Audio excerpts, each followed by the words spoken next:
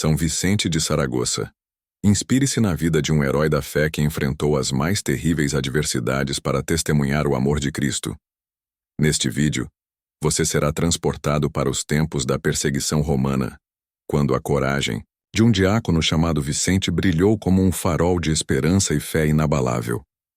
Descubra como ele defendeu sua fé até o último momento e por que sua história continua a inspirar milhões de cristãos ao redor do mundo. No dia 22 de janeiro, a igreja celebra São Vicente de Saragoça, que entrou para a glória em 304. A igreja comemora no dia de hoje a festa de dois grandes mártires. São Vicente, em cuja memória Santo Agostinho pronunciou diversos sermões, nasceu em Saragoça, na Espanha, e recebeu do bispo Valério o diaconato. Valério tinha dificuldade para falar, e para que os fiéis da diocese não ficassem sem a pregação da palavra divina, confiou a Vicente a missão de pregar em seu lugar. O jovem diácono desempenhou essa missão com tanta competência que a diocese de Saragoça se destacou pelo espírito de piedade. Quando Diocleciano iniciou sua perseguição, enviou à Espanha seu emissário Daciano com ordens de exterminar a Igreja Católica naquele país. Valério e Vicente foram as primeiras vítimas. Valério foi exilado, enquanto Vicente foi submetido a cruéis torturas. Tão desumanos foram os suplícios que, segundo Santo Agostinho, para suportá-los era necessária uma assistência divina especial. O santo doutor elogia em Vicente uma paciência angelical, uma tranquilidade imperturbável e uma paz tão extraordinária que causaram admiração até nos próprios algozes. Daciano, ao testemunhar essa serenidade, não conseguiu controlar sua fúria, que se manifestava no olhar flamejante e na voz trêmula. Utilizou ferro e fogo como instrumentos para martirizar o santo diácono. Contudo, Deus não abandonou seu fiel servo. O cárcere de Vicente foi preenchido por uma grande luz, e anjos desceram, cantando com ele louvores a Deus. O carcereiro, ao presenciar tal cena, converteu-se ao cristianismo e recebeu o batismo.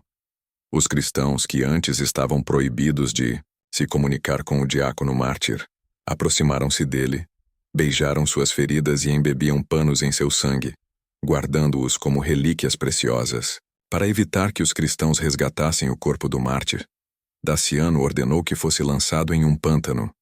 Porém, um corvo protegeu-o das feras.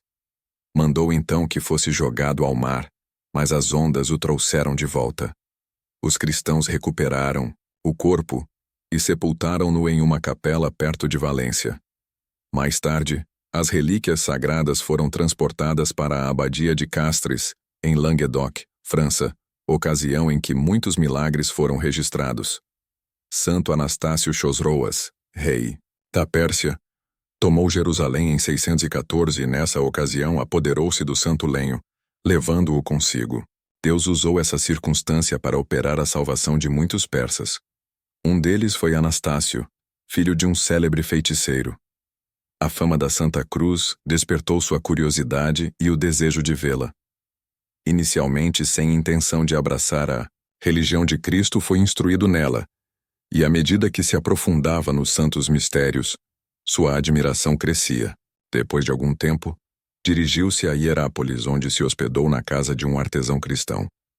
Este, desejando que Anastácio conhecesse plenamente a fé cristã, convidou-o a participar de várias reuniões.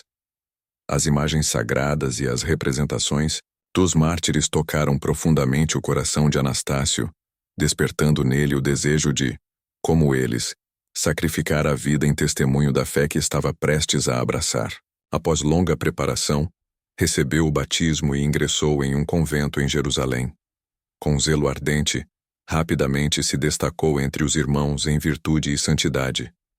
Lia, com especial predileção, a Bíblia e as histórias dos mártires. As lutas e vitórias dos heróis da fé comoviam-no profundamente, e o desejo de morrer por Cristo crescia em seu coração.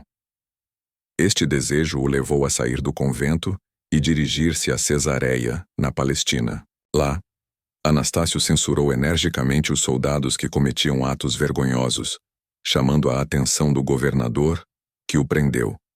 Interrogado sobre sua religião, confessou ter abandonado a magia para se tornar cristão. Promessas e ameaças foram feitas para persuadi-lo a renunciar à fé, mas Anastácio permaneceu firme. Ele respondia repetidamente: "Sou cristão, e como cristão, quero viver e morrer."